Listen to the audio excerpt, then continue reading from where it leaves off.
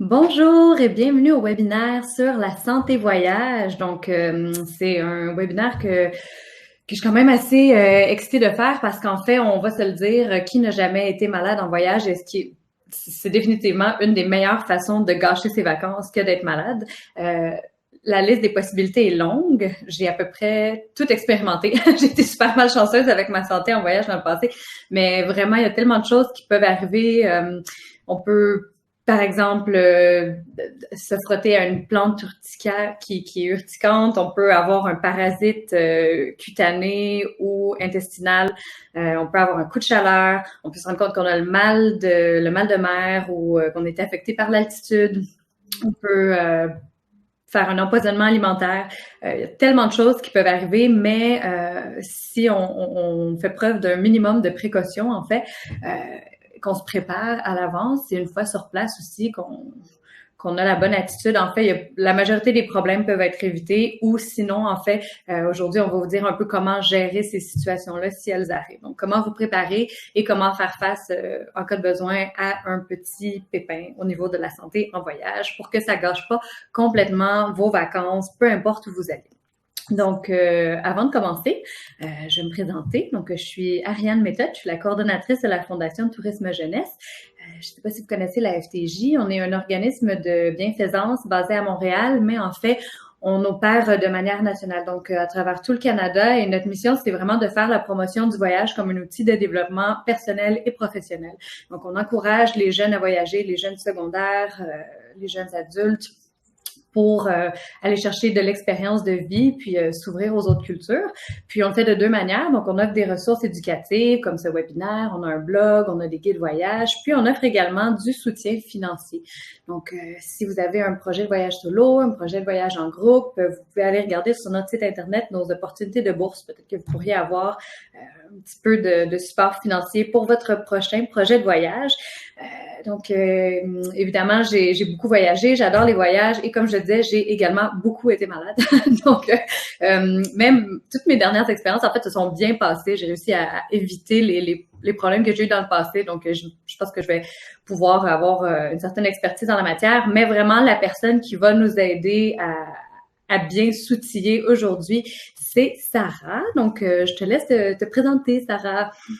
Bonjour, je m'appelle Sarah Guinez, je travaille à la clinique du voyageur du Grand Montréal en ce moment. Ça fait 2 ans et demi que je travaille avec eux. Donc, j'ai quand même un bon bagage d'expérience au niveau de la santé voyage, qui inclut les vaccins et la médication. Avant ça, j'ai travaillé comme infirmière à l'urgence pendant 5 ans. Donc, de ce côté-là aussi, j'ai beaucoup d'expérience. Et puis, en gros, ça fait un bon 7 ans que je suis infirmière. C'est vraiment un métier qui me passionne et avec la santé voyage également, je trouve que ça fait une bonne expérience en général. Et qu'est-ce qui t'a amené à la santé voyage? Est-ce que c'est un désir de combler deux passions ou c'est vraiment juste une C'était, opportunité qui s'est présentée à toi? c'était juste regarder, voir une autre facette du travail parce que quand on est infirmière, on peut travailler vraiment un peu partout. Donc là, j'ai voulu essayer autre chose après l'urgence. Puis, en cherchant des opportunités d'emploi, je suis tombée sur celle-ci et je me suis dit, pourquoi pas essayer? Et j'ai fini par vraiment aimer dès le début, là. Super. Ben merci d'être avec nous aujourd'hui pour nous partager tes connaissances en termes de santé voyage. Avant de commencer, on va également présenter Marie-Gilles, donc qui est la modératrice pour la session. Allô Marie-Gilles. Allô? Comment ça va? Ça va bien, toi? Oui, merci. Donc, parle-nous de toi et de HR Canada, donc de ton travail. Qu'est-ce que tu fais? Oui, donc moi je suis coordonnatrice de marketing chez HR Canada. Donc ça c'est Hosteling International Canada et on est une organisation à but non lucratif qui fait partie du plus grand réseau d'auberges de jeunesse au monde. Donc globalement, on a 3300 auberges HR dans plus de 64 pays et au Canada, on en compte 54, d'un océan à l'autre. Donc on couvre vraiment tout le territoire canadien. Et puis notre mission, c'est de bâtir une communauté de voyageurs conscients partageant une plus grande compréhension des peuples, des lieux et des cultures. Puis de mon côté, j'aime beaucoup voyager également, ce qui m'a amené à venir travailler pour HI. Génial. Alors, tu vas assurer la modération des médias sociaux et de la salle de webinaire. Donc, si les gens veulent interagir ou poser des questions, comment est-ce qu'ils peuvent s'y prendre? Oui, donc si vous nous suivez sur la plateforme du webinaire, vous pouvez regarder dans le coin en bas à droite, vous avez la partie chat. Donc, tout au long du webinaire, vous pouvez inscrire vos questions dans cette partie-là, puis on va y répondre à la fin complètement pendant le Q&A. Et si vous nous suivez en live sur Facebook, même chose, écrivez vos questions dans les commentaires, puis on va y répondre à la toute fin également. Super, merci. Donc, si jamais tu as quelque chose à ajouter donc pendant la présentation, si tu veux nous parler de ton expérience aussi, n'hésite pas à le faire. Mes questions s'adressent à Sarah, mais tu es vraiment la bienvenue de répondre aussi à tout moment. Alors, avant de commencer et de parler de santé voyage, je voudrais juste dire un petit mot sur l'assurance. Donc, c'est pas un sujet qu'on va couvrir en tant que tel dans la présentation, mais c'est quand même, je voulais quand même prendre le temps d'en glisser un mot. Parce que c'est vraiment une partie intégrante de la santé voyage. Donc, même si vous êtes en santé avant de partir ou que vous prévoyez rester en santé pendant votre voyage, évidemment, c'est l'objectif, c'est quand même vraiment essentiel de se procurer une bonne assurance voyage parce qu'on sait jamais ce qui peut arriver. On a beau être la personne la plus prudente au monde, puis appliquer vraiment tous les principes d'hygiène pour rester en santé, il y a des choses qu'on peut pas prévenir. Donc, il y a différentes formes d'assurance voyage. Je vais pas m'éterniser sur le sujet parce qu'en tant que tel, ça pourrait être vraiment le sujet d'un webinaire au complet. Mais je voulais quand même vous dire que sur notre site Internet, dans la section ressources, donc le lien est affiché, on a créé un guide, donc vraiment le guide de l'assurance voyage pour vous aider à comprendre qu'est-ce que c'est, parce que c'est pas toujours facile de s'y retrouver. En fait, il y a plusieurs compagnies, ils vont vous faire des soumissions avec des prix différents. Vous savez pas forcément ce dont vous avez besoin. Donc, ce guide-là va vous expliquer d'une part les différentes formes de couverture, parce que c'est pas tous pareil. Il y a des couvertures pour le voyage en tant que tel. Donc, s'il est annulé, s'il y a un retard, il y a des couvertures pour vos effets personnels, donc vos bagages. Il y a la couverture responsabilité civile. Mais ce qui est vraiment le plus important, en fait, c'est la couverture pour la santé. Donc, ça va vous parler de ce qui est important d'être couvert, le montant pour lequel vous devriez être assuré peut-être en fonction de la destination, parce que ça peut varier un peu d'un pays à l'autre. Puis, vous allez également trouver dans ce guide-là, en fait, une liste de questions à poser. Donc, au moment de faire une soumission, une liste de questions à poser pour être sûr de rien oublier, puis de bien comprendre, puis également un outil pour comparer les différentes soumissions que vous allez faire. Donc, je vous invite vraiment à le consulter. Puis, si ce n'est pas ce guide-là, ben en fait, à faire vos recherches par rapport aux compagnies d'assurance avant de partir en voyage pour vraiment partir l'esprit tranquille. Croyez-en mon expérience personnelle, une facture d'hospitalisation à l'étranger, ça peut monter très rapidement. Alors, cela étant dit, commençons la présentation. Alors, on va parler tout d'abord avant de partir. Donc, quelles sont les étapes à remplir, quels sont les gestes qu'on peut poser pour se préparer sa santé avant de partir en voyage. Donc, tout d'abord, parlons de vaccins. Sarah, il y a des gens qui sont un peu craintifs, si on veut, par rapport à la vaccination, qui comprennent peut-être pas le rôle ou l'importance que ça joue tant sur la santé personnelle que sur la santé mondiale. Donc, est-ce que tu peux nous parler un peu de vaccination au voyage? Je sais qu'il y a des vaccins qui sont obligatoires, d'autres qui sont recommandés. Comment est-ce qu'on s'y retrouve? Premièrement, c'est tout à fait normal d'être craintif par rapport au vaccin et en fait, par rapport à tout ce dans le fond, un corps étranger qui rentre chez nous. Donc, l'important, c'est toujours d'être bien informé, de savoir poser les questions justement à un professionnel de la santé. Il y a les vaccins en général qui sont recommandés pour le voyage. Il y en a plusieurs qu'on a reçus lors de notre enfance, qui font partie de la vaccination de base ici au Canada et dans la province du Québec. Notamment les hépatites B selon l'année où on est né, là, mais si on se cible vers les jeunes en ce moment, les hépatites B, c'est déjà fait à l'enfance. Hépatite A, tout dépendamment de quelle année on est né aussi, là, c'est probablement fait aussi. Les vaccins de base tels le tétanos, diphtérie, coqueluche également, rougeole, rubéole, rayon. Puis pour ce qui est des vaccins recommandés mais non obligatoires, dépendamment des endroits où on va, il y en a certains qui sont plus élevés en matière de risque. Donc, c'est important à ce moment-là de consulter vraiment selon la destination avec un professionnel de la santé, santé voyage évidemment, là, pour pouvoir cibler comme il faut lesquels sont nécessaires. Il faut faire attention des fois quand on va consulter par nous-mêmes sur des sites informatifs qui sont très bien identifiés la plupart du temps.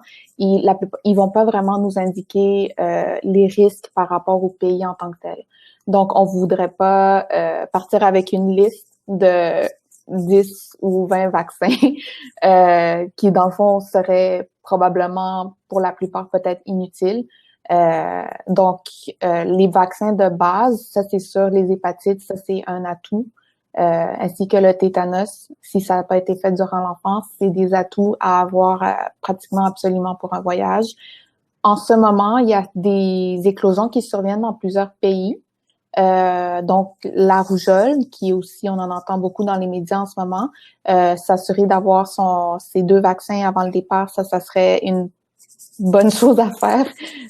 Donc, ça, c'est très facile à vérifier avec un professionnel de la santé en ce moment. Pour les autres vaccins, on parle de les recommander, la typhoïde, surtout pour nos voyageurs qui vont en Asie du Sud-Est. C'est une des maladies les plus répandues là-bas. Donc, avoir une bonne protection avant le voyage, c'est essentiel à ce moment-là. Il y a d'autres pays qui sont porteurs de typhoïde aussi, à des degrés différents, donc il s'agirait de consulter à ce moment-là. Pour ce qui est des autres vaccins aussi, il y en a qui peuvent être obligatoires. Encore une fois, la fièvre jaune, on en entend beaucoup parler en ce moment. Il y a des pays en Afrique qui sont très, très, très strict par rapport à ça. Donc, on a vraiment besoin d'une preuve officielle de vaccination et pas juste que ce soit marqué dans le carnet de vaccination. À ce moment-là, c'est vraiment une preuve officielle qui doit être fournie par des centres certifiés de vaccination de fièvre jaune, comme nos cliniques ici dans la clinique du Voyageur du Grand Montréal. On est des cliniques qui sont certifiées à ce moment-là. Il y a aussi, dépendamment de l'itinéraire, on peut avoir besoin d'une preuve de vaccination contre la polio, qui est une maladie qui est éradiquée ici en Amérique du Nord, mais il y a certaines éclosions qui sont en train de sévir dans plusieurs pays. Donc, il s'agit encore une fois de regarder attentivement les itinéraires, ce qui inclut aussi les escales.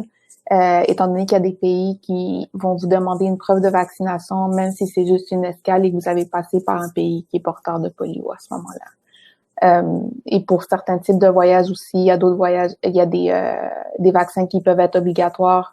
Par exemple, si on part en pèlerinage pour le Hajj ou le Umrah, à ce moment-là, ils peuvent vous demander une preuve de vaccination obligatoire contre la méningite, la polio et, dépendamment de la saison aussi, ils peuvent demander contre l'influenza.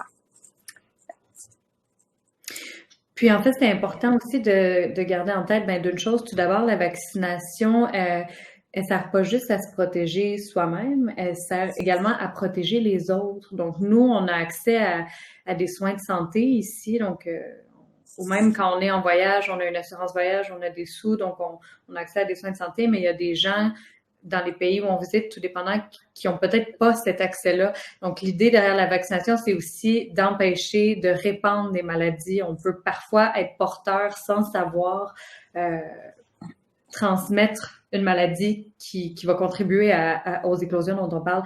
Donc c'est important aussi de garder ça en tête, qu'on est un visiteur, on veut pas leur amener des maladies qui pourront pas forcément guérir parce qu'ils n'ont pas les services de santé qui sont accessibles. Ouais.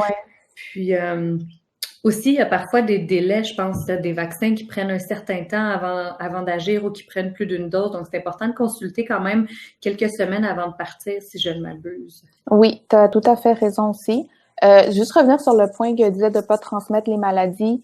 Ça, c'est un point que je discute souvent avec les clients parce qu'ils me demandent quels sont les risques pour moi à ce moment-là.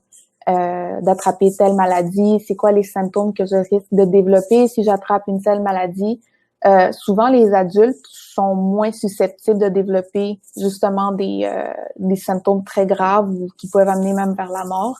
Mais je mets beaucoup l'emphase sur la plupart des pays où ils vont, les soins de santé sont très limités. Donc, si nous, on répand une maladie, ils n'auront pas la même porte de sortie que nous. Surtout les enfants qui sont plus vulnérables. Donc, c'est un excellent point que tu as apporté à ce moment-là. Donc, et pour ton autre question, pour ce qui est des délais, tout dépendamment de où est-ce qu'on voyage et notre vaccination au préalable, pour être sûr et certain, je recommande toujours un 6 semaines à l'avance pour avoir le temps de, si on a plusieurs doses à faire, pour avoir le temps de toutes les faire, ainsi que de préparer les certificats.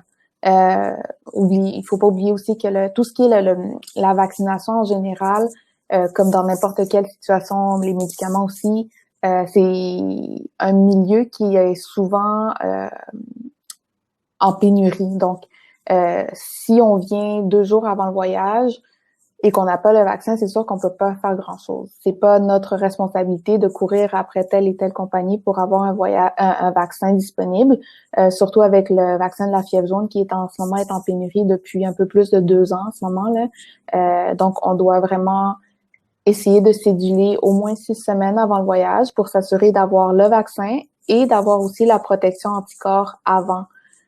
Pour la plupart des vaccins injectables, on recommande 10 jours avant la vaccination si c'est juste une dose.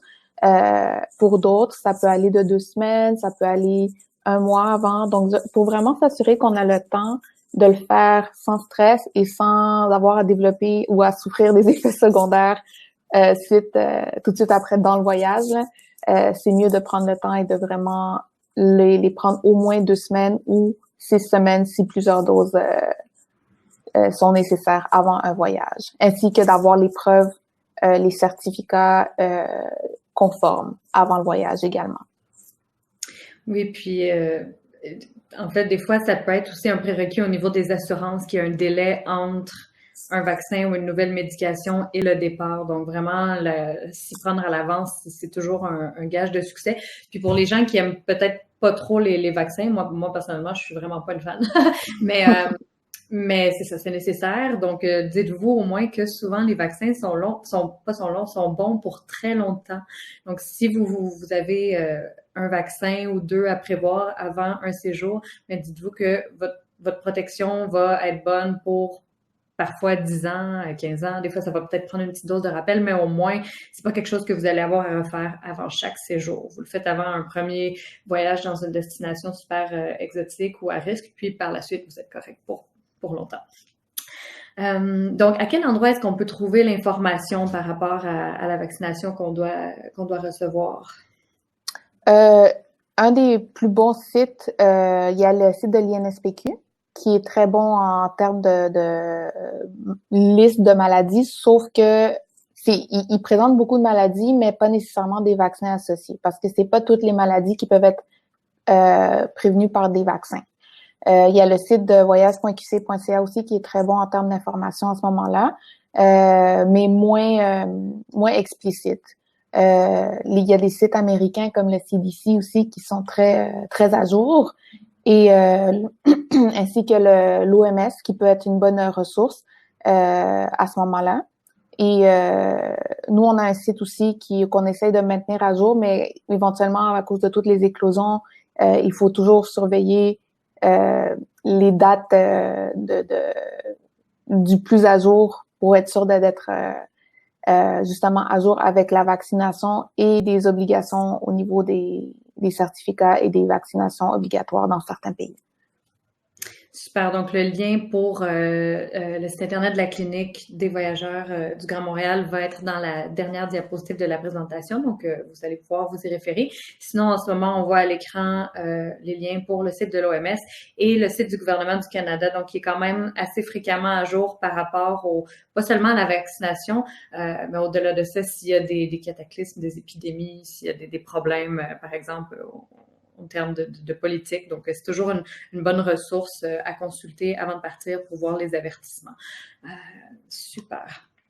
Alors, de toute façon, n'importe quelle clinique de santé voyage, en fait, l'idée, c'est vraiment renseignez-vous sur Internet, mais consultez un professionnel de la santé pour vraiment valider si vous avez la bonne immunisation, vous, personnellement, si vous l'avez reçu. Donc, si votre carnet de vaccination est à jour. Donc, maintenant, parlons un peu de médication sous ordonnance. Donc, il y a des gens qui doivent absolument prendre certaines médications pour un problème de santé quel qu'il soit. Est-ce que c'est difficile de voyager avec des médicaments sous ordonnance? Généralement, non. Le plus gros des conseils, c'est de ne pas les déplacer de leurs contenants originaux. Parce que c'est sûr que quand on passe dans les douanes ou dans tout ce qui est sécurité, ils peuvent pas différencier une pilule de l'autre. Donc, on les garde dans les contenants originaux, qui sont souvent avec la prescription autour, ce qui inclut votre nom, les doses, c'est quoi le médicament et que ça a été prescrit par un médecin. Généralement, si on voyage avec ça, il n'y a pas de problème. Tout ce qui est narcotique en grande quantité, il faut faire attention également. Donc, si c'est dans les contenants originaux et qu'il y a vraiment une prescription attachée, il ne devrait pas avoir de problème. Pour ce qui est des régulations dans d'autres pays, ici on peut, ici au Canada, le cannabis maintenant est légal, sauf que c'est pas légal dans tous les pays. Donc, c'est absolument tout ce qui est drogue, cannabis, ne pas voyager avec. Même, en fait, certains médicaments sont parfois illégaux dans d'autres pays. Donc, c'est toujours bon de se renseigner avant de partir. Si vous avez un médicament sous ordonnance, même si vous avez la prescription, ça peut être illégal, peut-être, ou peut-être qu'ils vont vous demander une copie de la prescription en tant que telle. Donc, peut-être vérifier sur le site Internet du pays ou de contacter l'ambassade si c'est un médicament qui est vraiment essentiel pour vous. Puis, toujours vous assurer d'en avoir suffisamment avec vous parce que vous pourrez pas vous en procurer, vous pourrez pas forcément vous en procurer à l'étranger. Donc, si vous partez pour une semaine, 2 semaines, un mois, en fait, prévoyez la quantité nécessaire pour toute la durée du séjour, ou sinon peut-être faire un arrangement avec votre médecin pour vraiment vous assurer de pas manquer de médication durant votre séjour. Et juste un petit mot sur la médication qu'on peut acheter ailleurs aussi. Faire attention, dans certains pays, c'est pas régulé comme ici. Donc, n'importe qui peut s'ouvrir une pharmacie dans certains pays et avoir accès à beaucoup de médicaments qui seraient peut-être pas les plus adéquats pour vous. Donc, même les médicaments qui sont pas sous ordonnance, essayez toujours de les apporter avec nous, toujours d'avance et éviter d'avoir à acheter à l'extérieur, par précaution. Oui, puis peut-être aussi que l'emballage sera pas identifié en français ou en anglais, donc vous vous fiez un peu à la bonne foi du pharmacien qui vous le vend. Mais c'est ça. Donc, si vous êtes en Thaïlande, vous parlez pas le thaï, c'est pas forcément évident de lire l'emballage pour vous assurer que vous n'êtes pas allergique à un des ingrédients ou que c'est vraiment la médication qu'il vous faut. Donc, effectivement, oui, c'est toujours se procurer ce dont on a besoin avant de partir. Donc, parlant de se procurer ce dont on a besoin avant de partir, qu'est-ce que devrait contenir une petite trousse de premiers soins de voyage? Dépendamment de où on va, un chasse-moustique, c'est pratiquement toujours recommandé. On recommande en général de l'acheter ici, encore une fois, pour tout ce qui est les bons ingrédients qui sont homologués contre les moustiques. Là. On recommande un DEET de pas aller plus haut que 30%, étant donné que ça risque d'être toxique jusqu'à un certain point. Là. Souvent, dans d'autres pays, on peut s'en procurer des plus hauts degrés là, de pourcentage. Mais on recommande vraiment d'y aller juste avec un 30% chez les adultes ou de l'icaridine 20% aussi, qui est tout aussi bas en termes de protection, mais qui est un peu plus naturel. Crème solaire, dépendamment aussi de où on prévoit se baigner, on recommande maintenant pour l'environnement, pour protéger nos récifs, si on se baigne dans l'océan, utiliser une crème solaire à base minérale et non chimique. Les chimiques ont tendance à se déposer sur les récifs et à causer une toxicité à ce moment-là. On peut aussi apporter avec nous tout ce qui contient une trousse de base pour les petites blessures mineures, des pansements, des gaz stériles, une solution antiseptique, des pinces, des petits ciseaux aussi. Et si on voyage pas de sac à dos, là, évidemment, parce que des fois, on peut pas tout mettre dans l'avion. Puis aussi une pince attique, qui sont des pinces un peu plus... elles ont un bout comme un crochet au bout là pour pouvoir retirer le tic au complet si jamais on en a un qui s'est planté dans notre peau. Et évidemment, notre médication personnelle, comme ça a été mentionné, ainsi que des médicaments qu'on penserait peut-être avoir besoin durant notre voyage. Oui, puis ça va varier un peu en fonction de la destination également. Donc, si c'est sûr que si on s'en va passer, disons, une semaine à Los Angeles, on n'a pas les mêmes besoins que si on s'en va dans n'importe quel endroit où on parle pas la langue forcément, ou si on s'en va dans un endroit rural où, par exemple, justement, faire de la randonnée et on n'aura pas accès à des soins de santé. Donc, si vous allez en dehors d'un milieu urbain, donc un endroit où il n'y aura pas d'accès à une pharmacie, à une clinique, prévoyez, essayez de voir OK, quels sont les besoins que je pourrais avoir? Est-ce que vous êtes sensible, par exemple, aux infections urinaires? Est-ce que vous êtes sensible aux troubles digestifs? Donc, adapter la médication que vous allez prendre en cas de besoin. Donc, si c'est le cas, peut-être que vous allez vouloir vous traîner du charbon activé ou de l'imodium. Donc, vraiment, ça dépend de l'endroit où vous allez et de la nature du séjour en tant que tel. Un court séjour en ville va pas avoir les mêmes besoins qu'une randonnée dans la nature pendant 2 semaines. Donc, vraiment, allez-y avec vos besoins, votre corps et votre destination. Est-ce que tu as quelque chose à ajouter avant qu'on passe à la prochaine section sur les gestes à poser une fois sur place? Non, c'est correct. Super. Alors, la première question, une fois qu'on est rendu, est-ce que tu as des conseils pour les gens qui ont des restrictions alimentaires? C'est toujours de valider premièrement avec si c'est vraiment une restriction alimentaire causée par une maladie, toujours valider avec notre médecin personnel, le gastro-entérologue, pour voir à ce moment-là si il y a certains aliments qui seraient à proscrire.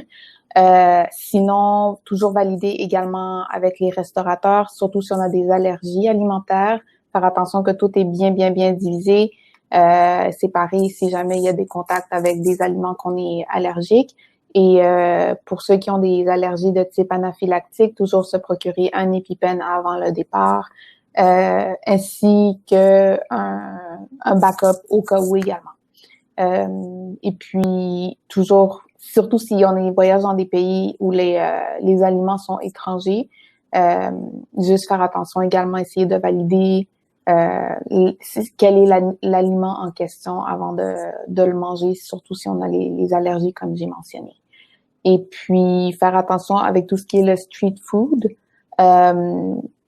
C'est pas que c'est proscrit absolument, c'est juste que c'est moins maintenu dans des certains standards. Donc, généralement, si on mange de la nourriture qui est chaude et bien cuite et fraîchement cuisinée aussi, là, il y a beaucoup moins de risques de tomber malade par rapport à ça. Oui, puis si vous êtes dans un pays où vous parlez pas la langue, donc c'est parfois difficile d'essayer de faire comprendre à une personne par le langage des signes qu'on a une allergie alimentaire. C'est possible de faire imprimer des cartes. Donc, si vous voyagez dans seulement une ou deux destinations, vous pouvez vous faire imprimer une petite carte d'allergie traduite dans la langue du pays local. Donc, vous n'avez qu'à la montrer au serveur, puis lui, il peut aller la montrer au cuisinier. Donc, ça peut s'avérer vraiment pratique si vous avez une allergie sévère. Si vous voyagez dans plusieurs destinations et qu'à ce moment-là, vous voulez pas forcément vous faire 10-12 cartes dans des langues différentes, vous pouvez télécharger une application de traduction pour pouvoir montrer sur votre cellulaire. Mais à ce moment-là, il va falloir que vous ayez accès à Internet. Donc, c'est pour ça que parfois, la petite carte en papier ou en plastique, si vous la faites plastifier, peut être plus pratique. Puis, si vous avez des allergies autres qu'alimentaires, peut-être pensez à vous faire le bracelet Médic-Alerte, donc au cas où vous avez justement un choc anaphylactique ou qu'il y a un incident, donc que les gens puissent savoir que vous avez une allergie en tant que telle.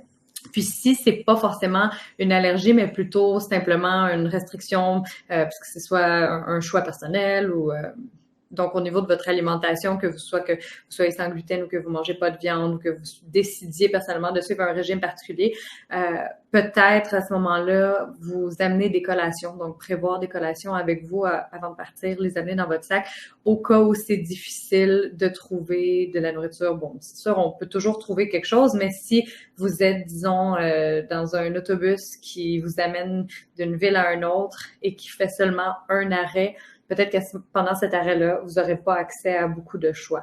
Une fois que vous allez être arrivé à destination, vous allez toujours pouvoir trouver un restaurant pour vous accommoder, mais des fois, dans les transits, c'est plus difficile. Donc, vraiment, se prévoir des petites collations pour survivre en cas de besoin. Donc, tu parlais de la nourriture quand elle est chaude, donc c'est plus difficile de tomber malade. Donc, c'est ça. Est-ce qu'il y a des règles d'hygiène de base qu'on peut appliquer pour essayer de garder un système digestif en santé de manière générale? Idéal, la première règle, c'est toujours se laver les mains avant de manger comme il faut. Faire attention avec tout ce qui est les solutions antiseptiques aussi, elles sont pas efficaces à 100%. Donc, la meilleure manière, c'est de se laver les mains avec de l'eau et du savon. Mais c'est sûr que quand on n'a pas tout ça d'accessible, c'est sûr que un Purell, c'est sûr c'est mieux que rien. Et manger des légumes, tout ce qui est légumes, fruits, salades, si c'est cru, on a beaucoup plus de risques de tomber malade à ce moment-là. Donc, l'idéal, c'est de manger tout ce qui est cuit, bouilli ou pelé par vous-même. Si vraiment l'envie vous vient de manger quelque chose que vous pouvez pas peler, faudrait que vous le laviez vous-même avec de l'eau embouteillée pour s'assurer que vraiment on écarte le plus de risques possibles de tomber sur une bactérie ou un virus qui pourrait nous causer la tourista ou la diarrhée du voyageur. Pour tout ce qui est les probiotiques et tout ça, c'est pas que c'est mauvais ou que c'est juste que ça peut pas. Les probiotiques, en fait, c'est juste des bonnes bactéries qu'on va ingérer. Là. C'est pas une solution miracle contre les maladies. C'est juste, il faut pas les prendre en pensant après qu'on va voir. C'est pas une pensée magique qu'on va on va empêcher de tomber malade à ce moment-là. Donc, mais c'est toujours une bonne solution pour bien fournir notre système digestif de bonnes bactéries avant un voyage. Et pendant aussi, il y a des marques qu'on peut apporter avec nous qui n'ont pas besoin d'être réfrigérées, donc c'est sûr que c'est un atout, mais ça peut pas prévenir à 100% de tomber malade. Vraiment, les meilleures manières, c'est de manger chaud, bien cuit et de l'eau embouteillée tout le temps. Dans certains pays, il faut faire attention, les bouteilles sont scellées à nouveau. Donc, il faut s'assurer que c'est vraiment une bouteille qui est pas celle. Des fois, ils ont un plastique autour. Là. Souvent, s'il y a un plastique autour, c'est qu'elle a été recellée par le vendeur lui-même. Donc, elles sont réutilisées et il y a des fortes chances que l'eau à l'intérieur n'est pas de l'eau distillée. Donc, elle n'est pas filtrée comme il faut. Donc, s'assurer que la bouteille est bien scellée. Éviter tout ce qui est les glaçons également. On a déjà j'ai vu lors d'une conférence que oui, ils fabriquent la glace avec de l'eau qui est distillée, mais la manière qu'ils l'entreposent est complètement erronée. Ils vont l'entreposer dehors sur des sacs de plastique. Donc, le but derrière l'eau distillée vient de complètement être détruit à ce moment-là. Et en cas de doute, vous pouvez toujours vous apporter des bouteilles d'eau qui sont déjà munies d'un filtre à l'intérieur. Donc, vous pouvez les remplir et ça va filtrer automatiquement jusqu'à 99% des bactéries. Souvent, les virus sont plus petits, donc ils ont tendance à traverser le filtre. Et donc, c'est pour ça qu'on dit qu'elles sont pas efficaces à 100%. On peut aussi s'apporter des gouttes pour filtrer ou des petites pastilles pour filtrer une certaine quantité d'eau. Il faut juste lire les instructions. Généralement, on doit attendre 15 à 30 minutes suite à avoir versé le produit et l'eau est considérée potable par la suite. Oui, il y a des filtres UV maintenant qui existent, oui, aussi. Comme le stéripen. La seule chose, c'est que ces méthodes de filtration-là, donc comme le stéripen ou les gouttes comme les Pristine, en fait, ça va pas enlever les particules qui peuvent être en suspension dans l'eau, si on veut. Donc, si vous êtes en randonnée puis que vous remplissez votre bouteille dans un lac, ben ça va tuer ce qu'il y a à tuer, mais ça va pas filtrer les particules.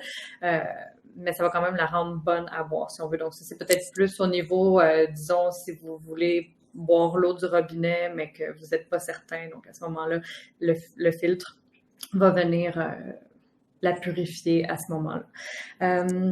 Aussi, c'est bien de rappeler que on a tendance à se dire, ben si j'évite des fois c'est la viande ou les fruits de mer qui sont douteux, qui peuvent rendre malade. En fait, oui, ça peut causer des empoisonnements alimentaires, mais en fait, il y a beaucoup de problèmes gastro-intestinaux qui sont causés par les fruits, par les légumes, par l'eau.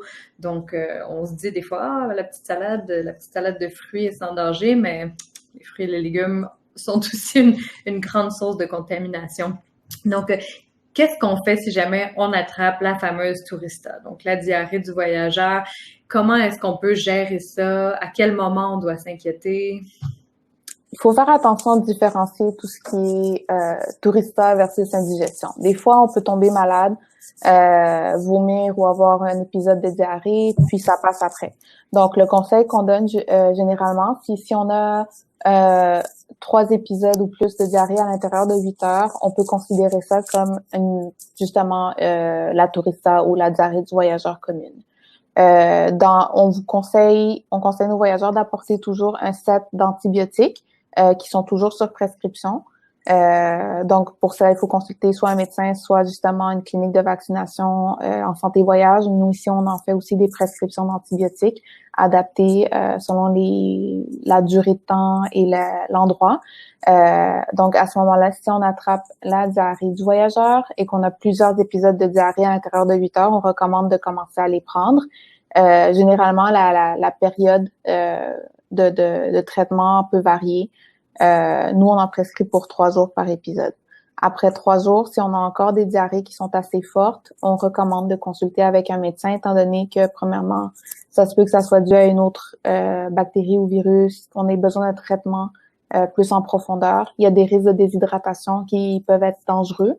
Et ça se peut que ça soit une autre maladie qui a par rapport avec la diarrhée du voyageur aussi, donc qui nécessite un traitement approprié à ce moment-là. Autre indication aussi pour commencer les antibiotiques, ça serait si on a un épisode de diarrhée, qu'on a justement des filaments de sang dans nos selles. Des fois, c'est juste les intestins qui sont irrités, mais ça viendrait à être une bonne indication pour nous de commencer les antibiotiques. Et aussi, si on a beaucoup de crampes abdominales associées avec les diarrhées aussi, on n'attend pas trop. C'est parce qu'il y a quelque chose qui est en train de nous attaquer assez fort. Pour ce qui est de l'Imodium, il y a beaucoup de personnes qui ont une pensée erronée de qu'est-ce qu'est l'Imodium versus les antibiotiques. L'Imodium, c'est juste un antidiarrhéique. Tout ce que ça fait, c'est que ça vient stopper les diarrhées. Donc, en gros, ce que notre corps cherche à expulser, on est en train de le garder à l'intérieur en prenant des Imodiums. Ça vient assécher les diarrhées, si on peut le dire comme ça. Donc, premièrement, ça peut causer la constipation, ce qui est un autre problème qu'on veut pas avoir en voyage. Et on garde justement les bactéries ou l'agent qui est en train de nous attaquer à l'intérieur de notre corps. La raison pour laquelle ça serait recommandé de prendre des Imodium à ce moment-là, dans certains cas, on veut pas avoir la diarrhée pour X raisons.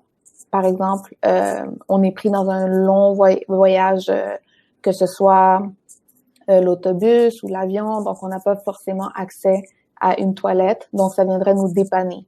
Mais il faut pas que ça soit une solution, il faut que ça soit une solution temporaire seulement. C'est vraiment juste pour nous dépanner de prendre l'Imodium. Il y a certaines personnes aussi qui veulent le prendre l'Imodium pour juste éviter d'avoir des selles, mais ça, c'est vraiment pas une bonne solution nulle part, là. Parce que, comme j'ai mentionné, ça peut terminer par nous constiper et donc, ça peut être une urgence médicale à ce moment-là. Donc, en résumé, idéal, c'est d'avoir un set d'antibiotiques avec nous et s'hydrater comme il faut lorsqu'on est malade. Et puis, si la période de diarrhée dure plus que 3 jours, il faut consulter avec un médecin. Oui, peut-être aussi prévoir avant de partir un petit paquet de sel de réhydratation. Donc, c'est facile à glisser dans un sac de voyage. Donc, ça peut être pratique en cas d'épisode de vomissement ou de diarrhée. Puis, peut-être vous renseigner aussi si vous êtes malade et que vous avez de la difficulté à garder la nourriture. Donc, sur les aliments que vous pouvez essayer de consommer qui vont pas venir aggraver la situation, mais qui vont peut-être vous aider. On entend parfois parler du régime BRAT, donc je pense que c'est banane, riz, applesauce. Avoine. Avoine, c'est ça. Ouais. Donc, ce sont des aliments qui sont faciles à digérer et qui vont venir resolidifier les selles, si on veut. Parce que c'est sûr que si on est malade, venir manger, par exemple, des tacos épicés, ça va probablement pas aider à la cause. Donc, c'est ça, tu as mentionné la constipation en voyage, qui est également un problème dont on entend peut-être moins parler, mais qui est assez fréquent. Donc, si on est quelqu'un qui voyage et qui parle à d'autres voyageurs, c'est quand même assez commun pour les gens qui qui sont peut-être plus routiniers, donc qui sortent de le confort de leur maison, leur habitude de vie est perturbée, donc ils ont de la difficulté à aller à la selle. Donc, est-ce qu'il y a des trucs qu'on peut faire pour aider à faciliter la transition si on a un épisode de constipation? Si c'est un problème qui est déjà connu de nous, c'est sûr que augmenter notre apport hydrique est une des meilleures façons d'éviter la constipation. Donc, boire beaucoup d'eau et éviter tout ce qui est... augmenter notre apport en fibres également. Ça peut aider à digérer plus facilement. Augmenter nos exercices, donc faire bouger notre corps un peu plus que d'habitude aussi, ça va faciliter justement l'activité intestinale. Et pour certaines personnes, il y a certains produits qui aident à ramollir les selles. C'est pas des laxatifs, mais c'est des produits qui peuvent, des médicaments qui sont en vente libre, qui peuvent aider à ramollir les selles si on a déjà des problèmes connus, là. Si on sait qu'on n'est pas capable d'aller à la selle, quand justement, comme tu as mentionné, qu'on n'est pas dans le confort de notre maison, ça serait une bonne solution. Il y a les Sénocote, les Colas qui sont en vente libre, mais il faut faire attention, évidemment, là. Je vous suggère pas de commencer avec une grosse dose. Généralement, avec une, ça fait l'affaire, mais c'est en prévention. Ça vient pas, guérir la constipation. Oui, peut-être en fait, c'est ça. À ce moment-là, si on est constipé, c'est là que le tacos épicé peut peut-être être un allié. La nourriture épicée, c'est bien connu pour être stimulante chez certaines personnes, comme la caféine, comme d'autres choses, mais c'est ça, s'hydrater, l'activité physique, ça va finir par passer, en fait. Donc, sinon, pour ce qui est dans un tout autre registre, mal des transports, mal de l'altitude. Donc, parce que ça, c'est une chose aussi, il y a des gens qui peuvent réagir. Donc, s'ils sont dans des villes en haute altitude, donc est-ce qu'il y a des choses qu'on peut faire pour essayer de gérer ça? Il y a de la médication qui sont en vente libre. Malheureusement, la plupart causent la somnolence. Donc, c'est sûr que pour certaines personnes, c'est pas, je parle pour le mal de transport à ce moment-là. Pour certaines personnes, c'est pas l'idéal. Par exemple, les Gravol, ça cause la somnolence. Donc, il faut faire attention, voir si c'est approprié pour nous de le prendre à ce moment-là. Il y a d'autres médications qui ne causent pas de la somnolence, mais qu'il faut consulter avec un médecin. Donc, avoir une prescription pour s'en procurer. Donc, si le mal de transport est sévère, il faut consulter avec un médecin. Pour justement essayer d'avoir une prescription et avoir la médication déjà avec nous pour essayer de le prévenir. Pour ce qui est du mal de l'altitude, nous, on considère les personnes à risque en haut de 2500 mètres. Donc, nous, on peut commencer ici à la clinique à prescrire du Diamox ou de l'acétazolamide, qui est un médicament qui va justement aider à s'acclimater aux altitudes. On ne le prescrit pas ici pour traiter le mal de l'altitude, mais bien pour prévenir. Dans le fond, la manière que ça fonctionne, c'est qu'on le prend 2 fois par jour. On va le prendre, on doit commencer au moins une journée avant d'arriver dans une zone en haut de 2500 mètres. Et puis, souvent, pour les 2 premiers 2 jours durant l'endroit en altitude, et on devrait être acclimaté. Pour ce qui est des endroits les gens qui vont faire des ascensions en continu, à ce moment-là, on va recommander de les prendre pendant toute la durée de l'ascension pour que, justement, notre corps puisse s'adapter aux différentes étapes d'altitude qu'on va affronter à ce moment-là. Et il y a certaines autres médications qu'on peut prescrire en cas d'extrême urgence, mais généralement, on les prescrit juste pour une journée, étant donné que ce qu'on considère comme une extrême urgence, et dans le fond, c'est une situation qui requiert une intervention médicale d'urgence avec un médecin. Donc, pas plus qu'une journée, juste assez pour se rendre à l'hôpital. Pour ce qui est des autres moyens qu'on peut trouver sur place, il faut faire attention. Des fois, il peut y avoir des solutions plus naturelles, des thés, par exemple, les thés de coca et tout ça. Il faut faire juste attention pour éviter, surtout si on a déjà des problèmes médicaux sous-jacents, consulter avec un médecin à l'avance juste pour voir si ça serait quelque chose, une possibilité pour nous, une solution.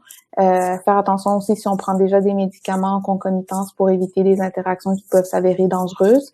Et également, s'assurer que c'est vraiment ça qu'on prend. Parce que des fois, les gens peuvent être mal intentionnés en voyage et nous servir des produits qui peuvent avoir un effet complètement différent et ils peuvent profiter de la situation pour justement s'approprier de nos biens, nous violer ou n'importe quoi d'autre. Mais c'est vraiment juste de la prudence. D'accord. Parlons maintenant insectes nuisibles. Qu'est-ce qu'on peut faire pour éviter les maladies qui sont transmises par les tiques et les moustiques? Donc, on en entend de plus en plus parler. Ici, maintenant, on est rendu avec la maladie de Lyme, mais ça existe dans d'autres pays. Il y a toutes sortes de maladies qui peuvent être transmises par les moustiques, comme la dengue, la malaria. Il y en a une autre que je suis pas capable de prononcer, qui commence par un C. Donc, qu'est-ce qu'on peut faire pour éviter ces maladies-là? La plupart des maladies sont transmises par les moustiques, mais maintenant, comme tu as mentionné, les tiques font ravage. Donc, idéalement, c'est les protections avec les bons chasse-moustiques. Comme j'ai mentionné, il faut que ce soit des produits qui sont homologués avec du DEET 30% ou de l'icaridine 20%. C'est des bonnes solutions. Toujours les apporter d'avance avec nous, comme j'ai mentionné, pour s'assurer d'avoir le bon produit et non un produit qui est contrefait ou n'importe quoi, qui peut être nocif sur notre peau. Les vêtements manches longues, couleur pâle aussi, attirent moins les moustiques. Se couvrir de la tête aux pieds, surtout si on va dans des zones qui sont considérées plus propices à avoir justement une présence de moustiques. Et si on va plus dans des régions pour des treks, des excursions en forêt, porter des souliers fermés et des pantalons longs également. À la fin d'une journée, toujours se vérifier de la tête aux pieds pour valider qu'on n'a pas une petite bibite après nous, surtout les tiques. Là, et comme j'ai mentionné, généralement, le tique, s'il est retiré entièrement à l'intérieur du premier 24 heures, les risques de développer une maladie sont très faibles. Donc, on retire le tic, on s'assure que la tête est retirée également, là, parce que souvent, c'est ça qui reste planté. Puis, on désinfecte, on nettoie et on assure une surveillance pour d'autres signes d'infection. Généralement, après 24 heures, il n'y a pas vraiment de risque associé. Pour ce qui est de la médication, il y a certains, justement, pays qui sont porteurs de malaria ou paludisme. Ça, c'est un parasite qui est transmis par un moustique. Donc ça, il faut consulter avec justement un professionnel de la santé voyage pour avoir une prescription contre la malaria. C'est vraiment à titre préventif qu'on va le prescrire et c'est mieux de le prendre à l'avance que d'avoir à tomber malade de la malaria et d'avoir à se faire traiter à l'étranger. La malaria comprend plusieurs souches, donc c'est sûr qu'il y en a plusieurs qui sont moins nocives que d'autres, mais il y en a beaucoup il y en a une qui peut atteindre justement le cerveau et avoir des conséquences, dans certains cas, fatales. Donc, c'est important d'être protégé avec une bonne médication en prophylaxie. Donc, juste consulter avec un professionnel de la santé pour s'assurer que les mesures sont prises correctement. Oui, puis je pense que ce sont des maladies qui sont incurables, si je me trompe pas. Toutes ces maladies-là, Lyme, malaria, dengue, ce sont des maladies dont on va pouvoir peut-être contrôler les symptômes, mais il me semble que c'est incurable. Donc, c'est vraiment pas à prendre à la légère. Puis, parfois, on voit toutes sortes de trucs sur Internet sur comment retirer un tic. J'ai vu récemment dans des forums de randonnée de déposer une goutte d'huile sur le tic, de déposer de l'alcool à friction, d'approcher une flamme. C'est vraiment pas des méthodes recommandées. Donc, vraiment, la pince à tic est la meilleure façon, la façon la plus sécuritaire pour enlever une tic. Un peu dans la même catégorie, donc comment on peut faire pour éviter les poux ou les punaises de lit, donc cet autre type de petits insectes qui sont pas forcément porteurs de maladies, mais quand même franchement déplaisants. Il y a plusieurs, dans le fond, ce qu'on recommande le plus souvent, c'est de valider sur place, là, quand on reste surtout dans des auberges de neige, juste valider s'il y a des présences de punaises de lit. Il y a les endroits qui sont clés, donc les matelas, les plis des matelas, vérifier en arrière du lit s'il n'y aurait pas des présences de punaises de lit. Et c'est sûr que s'il y en a, l'idéal, ce serait de pas rester dormir là. Donc, on peut demander à être déplacé. Mais généralement, ça serait mieux de changer d'auberge ou d'hôtel à ce moment-là. Éviter d'apporter des objets personnels comme des oreillers avec nous, étant donné que souvent ils peuvent s'installer là, puis on peut les apporter n'importe où on va après.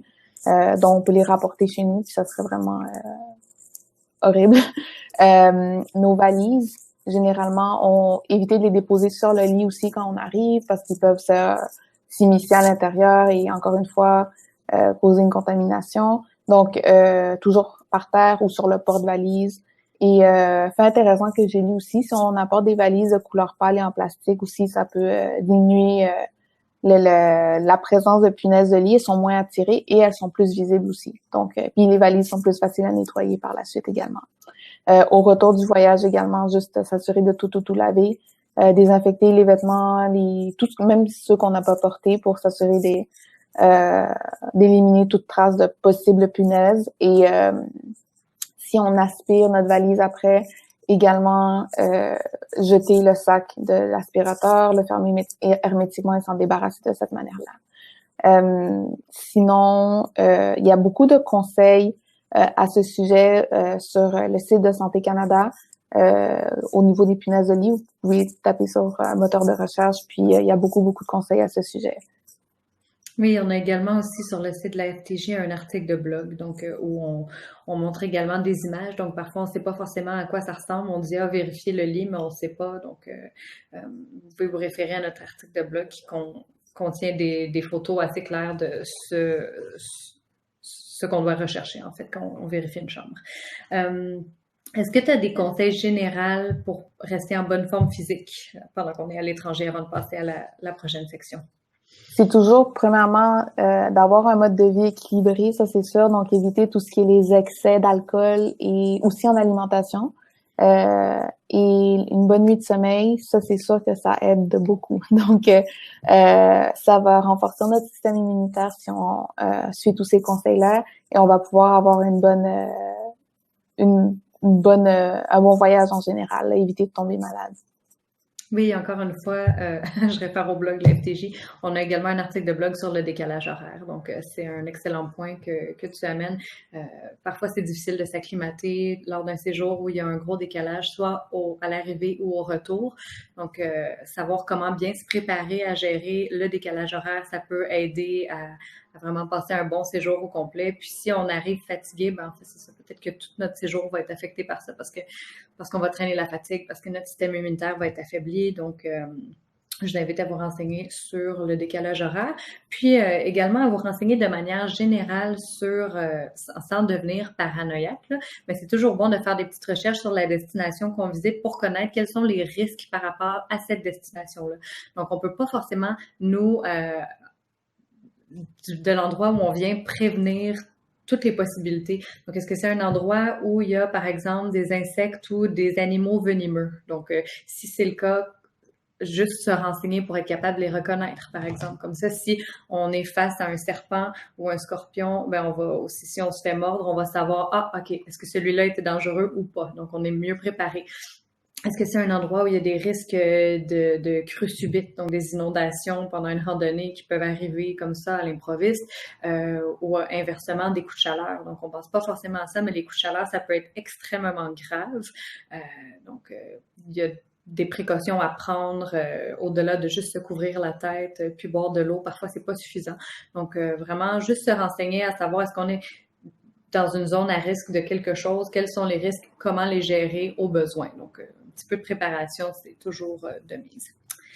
Alors, la dernière section, on va parler un peu des émotions. Donc, on a parlé du décalage horaire rapidement. C'est sûr que si on est fatigué, on a des émotions un peu plus à fleur de peau, mais au-delà de ça, ça peut être un peu plus sérieux. Donc, tout d'abord, pour les gens qui ont d'entrée de jeu peut-être certaines fragilités au niveau de la santé mentale, est-ce que c'est recommandé de voyager, de s'abstenir de voyager? Est-ce qu'il y a des précautions à prendre particulières? C'est pas que il faut s'abstenir de voyager selon notre condition. Faut juste en parler, savoir en parler aux bonnes personnes. Donc, notre médecin traitant, si on est traité pour une certaine maladie, donc une maladie de type psychologique, à ce moment-là, on doit vraiment consulter avec notre médecin, s'assurer qu'il est d'accord avec notre voyage et encore une fois, avoir la médication appropriée pour toute la durée de notre voyage, si nécessaire. Pour ce qui est des autres cas, c'est sûr que des fois, on peut avoir un petit peu d'anxiété face à tout ce qui est le départ, le choc culturel et tout ça. Mais c'est quelque chose qu'il faut juste savoir gérer selon le moment, là, si on peut le dire comme ça. Faut se préparer d'avance également. Donc, surtout si on va dans un endroit qui est complètement différent à notre pays d'accueil, là, juste s'assurer de savoir quelles sont les plus grandes différences qu'il risque d'avoir en voyage et se préparer mentalement à cette situation.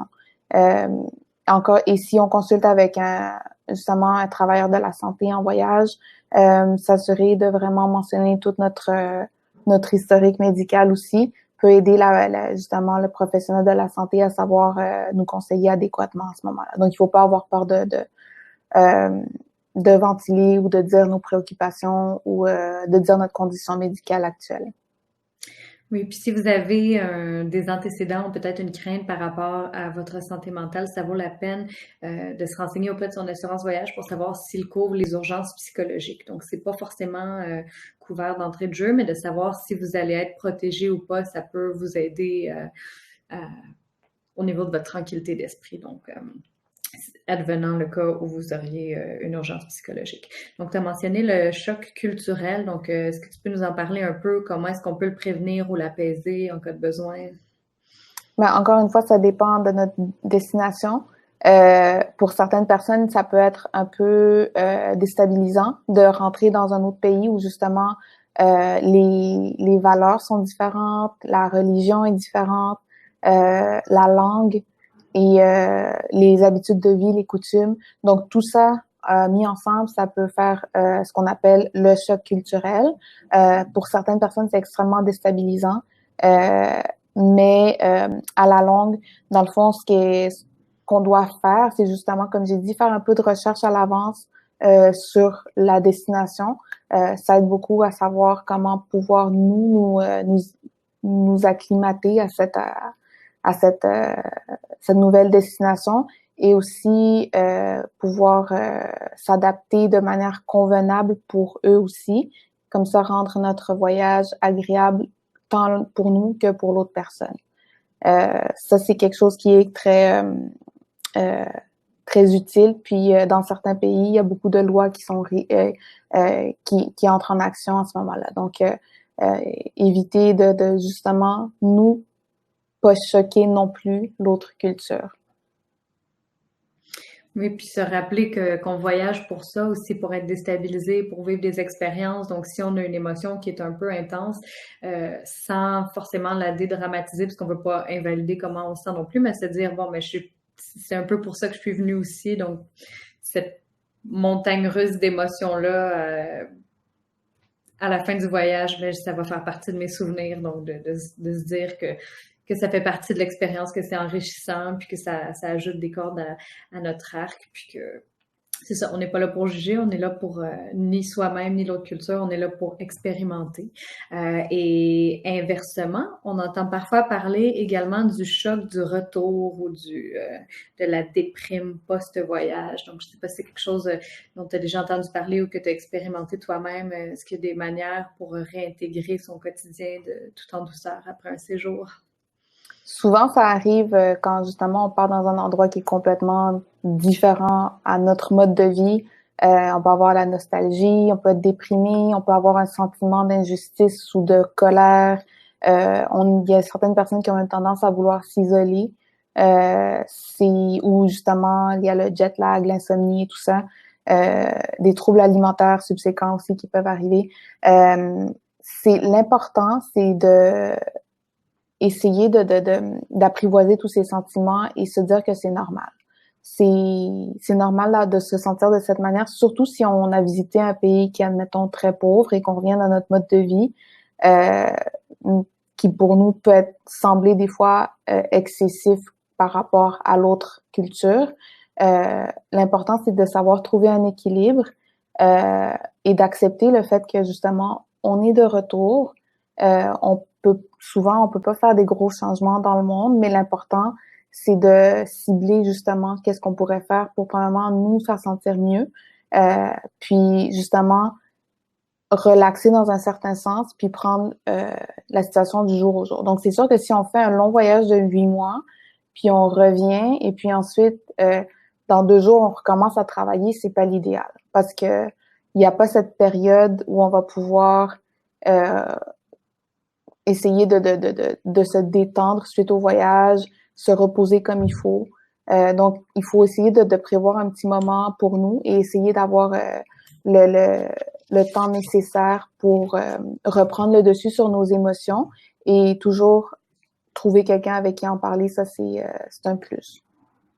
Oui, puis si on a la petite nostalgie, donc des fois il y a vraiment la grosse déprime post-voyage qui est quand même sérieuse, mais si on a la petite nostalgie, on peut s'apaiser un peu en allant trouver par exemple un restaurant qui sert le même type de nourriture, en écoutant de la musique qu'on écoutait à l'étranger. Donc, venir se trouver des petits moyens, des petits souvenirs qui vont venir nous rappeler notre séjour. Oui, si je peux ajouter aussi quelque chose là-dessus, faut se rappeler que c'est pas parce qu'une aventure à l'étranger est terminée qu'on peut pas ramener des choses qu'on a appris là-bas ici puis les incorporer dans notre mode de vie ici, ce qui nous permet de pas nécessairement tourner la page en oubliant tout ce qu'on a vécu. Puis un autre truc que j'ai appris aussi, c'est d'essayer de voir notre vie ici de l'œil d'un touriste. Donc visiter nos villes, mais avec un œil différent qu'on avait avant, ça peut aider aussi à apaiser le petit choc du retour. Oui, puis trouver les gens avec qui on peut en parler, parce que parfois c'est un peu confrontant revenir de voyage. On a envie d'en parler, mais nos proches ont pas forcément envie d'en entendre parler. Donc ils vont être bien excités de voir les photos la première fois où on leur en parle, mais à long terme ils ont pas forcément envie d'entendre toujours parler de ces histoires de voyage-là. Donc, si on était en voyage avec quelqu'un, un ami, un partenaire, donc ça, c'est quelqu'un avec qui on peut partager ces émotions-là. Sinon, des fois, sur les forums aussi, les groupes de discussion, ça permet de garder ces souvenirs-là actifs. Puis, peut-être de donner des conseils aux futurs voyageurs qui vont visiter cette destination-là, ben ça permet aussi justement de revivre un peu le voyage à travers leur aventure. Donc, Marie-Gilles, je profite de ton retour et de ton intervention pour passer à la section questions. Donc, as-tu des questions à ajouter? Oui, ben j'aurais peut-être une question concernant les soins qu'on reçoit à l'étranger.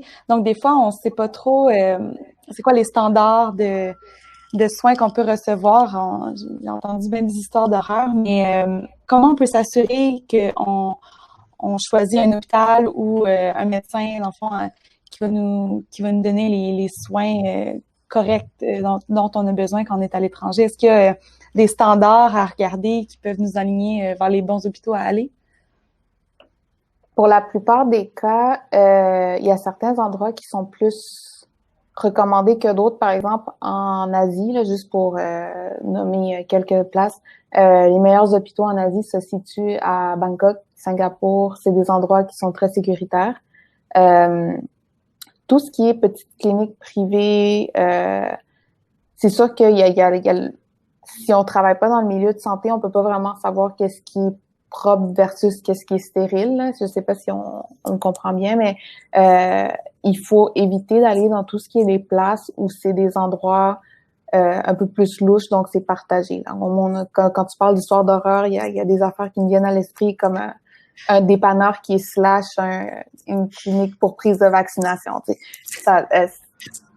C'est là, le bon sens nous dirait de pas aller consulter là. Donc, si jamais on tombe malade en voyage, si on a des assurances, je sais que les assurances sont un bon pont de connexion. Ils peuvent nous guider vers justement, nous-mêmes nous prendre un rendez-vous avec une place qui est sécuritaire pour justement nos besoins précis. Là. Ou sinon, on consulte toujours dans un hôpital. Ou si on a besoin de médicaments sous ordonnance, aller dans une pharmacie qui est réglementée. Souvent, c'est celles qui sont plus proches des établissements hospitaliers. Oui, puis peut-être si on est dans un hôtel ou une auberge, on peut demander en cas de besoin au personnel s'ils savent s'il y a une clinique qui est réputée pour les voyageurs. Donc, parfois, on peut s'aligner vers les cliniques privées ou les hôpitaux privés. Les assurances, en général, vont couvrir pour ça. Ils vont préférer vous envoyer probablement dans un endroit privé que dans un hôpital public pour limiter les risques, justement, alternatifs. Donc, s'informer sur ce qui est privé, c'est toujours un bon choix. Donc, est-ce que quelqu'un a quelque chose à rajouter? Une autre question, une autre intervention avant qu'on termine? C'est beau de mon côté. Moi aussi. Bon, mais super. Alors, je laisse à l'écran, avant de partir, les liens. Donc, le lien tout d'abord pour le site de la FTJ. Donc, sur notre blog et dans nos guides, on a beaucoup de ressources éducatives pour vous outiller pour votre voyage, que ce soit au niveau de votre bagage, que de votre santé. Donc, vraiment un site complet, le site des auberges de jeunesse High Hostels, donc c'est toujours une bonne façon de voyager parce que c'est pas cher, parce que ça permet de rencontrer des gens de la place, parce que ça permet de rencontrer des voyageurs. Donc merci Marie-Gilles pour ta présence dans ce webinaire et pour avoir assuré la modération des réseaux sociaux. Et puis finalement le site de la clinique du voyageur, pardon. Donc si vous avez des besoins en santé voyage ou des questions, donc celle-ci est située à Montréal. Il y en a plusieurs, en fait, j'ai dit celle-ci, mais c'est un réseau de cliniques. Donc, vous pouvez visiter l'une de leurs cliniques ou sinon visiter pour avoir de l'information par rapport au sujet qu'on a discuté. Donc, comme Sarah disait, leur site contient de l'information par rapport à la santé voyage en général. Donc, merci Sarah, merci Marie-Gilles, c'était super informatif. Puis on vous souhaite à tous un bon voyage, à tous et à toutes, pardon, un bon voyage et on vous souhaite de rester en santé pour pouvoir en profiter au maximum.